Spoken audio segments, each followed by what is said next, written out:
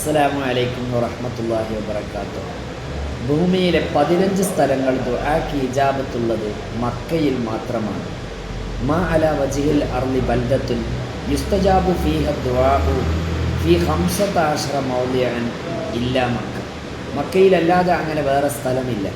ഒന്നാമത്തത് പരിശുദ്ധ കഅബയുടെ അകമാണ്. അകത്ത് നിന്ന് ദുആ ചെയ്താൽ എന്തായാലും പടച്ച റബ്ബ് സ്വീകരിക്കും. മറ്റൊന്ന് ഹജറുൽ അസ്വദിൻ്റെ അരികിലാണ്. കഅബാലയത്തിൻ്റെ വാതിലുള്ള മൂലയാണ്.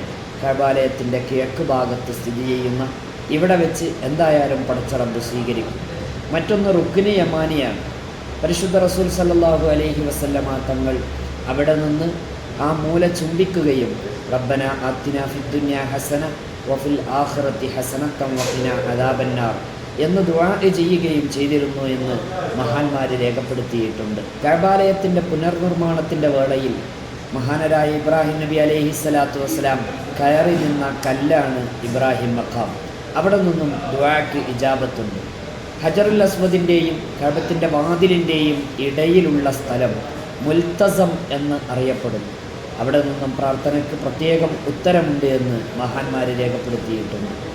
കഅബാലയത്തിൻ്റെ തൊട്ടരികിൽ തന്നെ കഅബയിൽ പെട്ടതാണെന്ന് നബി സല്ലല്ലാഹു അലൈഹി വസല്ലമ തങ്ങൾ പരിചയപ്പെടുത്തിയ അരച്ചുമരോളം വളച്ചു കെട്ടിയ ഭാഗമാണ് ഹിജറ ഇസ്മായിൽ. അവിടെ നിന്നും ദുആക്ക് ഇജാബത്തുണ്ട്. കഅബാലയത്തിൻ്റെ മുകളിൽ നിന്ന് വെള്ളം താഴേക്ക് ക്രമീകരിച്ച സ്വർണത്തിനാൽ നിർമ്മിക്കപ്പെട്ട പാത്തി മീസാബ് ദുആക്ക് ഇജാബത്തുള്ള സ്ഥലമാണ്. സംസം കിണർ, അതുപോലെ തന്നെ ഹാജറ ബീവി റളിയല്ലാഹു അൻഹ ഇസ്മായിൽ നബി അലൈഹിസ്സലാമിന് വേണ്ടി വെള്ളം അന്വേഷിച്ചുകൊണ്ട് സഫാ കുന്നിൽ നിന്നും മർവ കുന്നിലേക്കും അങ്ങോട്ടും ഇങ്ങോട്ടും സഞ്ചരിച്ചതിൻ്റെ അനുസ്മരണയാണ് സഈ. സഫയിലും മർവയിലും ദുആക്ക് ഇജാബത്തുള്ള സ്ഥലമാണ്. അൽ ഹജ്ജു അറഫ. ഹജ്ജ് എന്ന് പറഞ്ഞാൽ അറഫയാണ്. അറഫയിലും ദുആക്ക് ഇജാബത്തുള്ള സ്ഥലമാണ്. പരിശുദ്ധ ഖുർആനിൽ പേര് പറഞ്ഞ പള്ളിയാണ് മഷ്അറുൽ ഹറാം. മുസ്ദലിഫയിലെ മഷ്അറുൽ ഹറാമും ദുആക്ക് ഇജാബത്തുള്ള സ്ഥലമാണ്.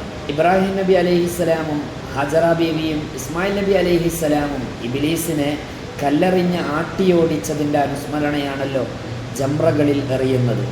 ജംറത്തുൽ ഉലയും ജംറത്തുൽ വുസ്തയും ജംറത്തുൽ അഖബയും പ്രാർത്ഥനക്കുത്തരമുള്ള സ്ഥലങ്ങളാണ്. പരിശുദ്ധ മക്കയിലെ ഓരോ സമയങ്ങളും ലക്ഷങ്ങൾ പ്രതിഫലങ്ങളായി പരിണമിക്കുന്നതാണ്. ഒരു റക്അത്ത് നിസ്കാരത്തിന് 1,00,000 പ്രതിഫലം.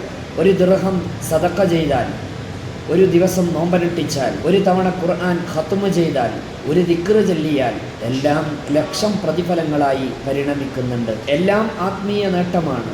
എത്രത്തോളം മക്കയിൽ നിന്നൊരാൾ രോഗിയായാൽ അദ്ദേഹത്തിന് നരകം ഹറാമാണെന്ന് മഹാന്മാർ രേഖപ്പെടുത്തിയിട്ടുണ്ട്. പരിശുദ്ധ മക്കയിൽ ഉംറ ചെയ്യാനും കുടുംബസമേതം ഹജ്ജ് നിർവഹിക്കാനും അല്ലാഹു തആല നമുക്ക് തൗഫീഖ് നൽകുമാറാകട്ടെ. അസ്സലാമു അലൈക്കും വറഹ്മത്തുള്ളാഹി വബറകാതുഹു.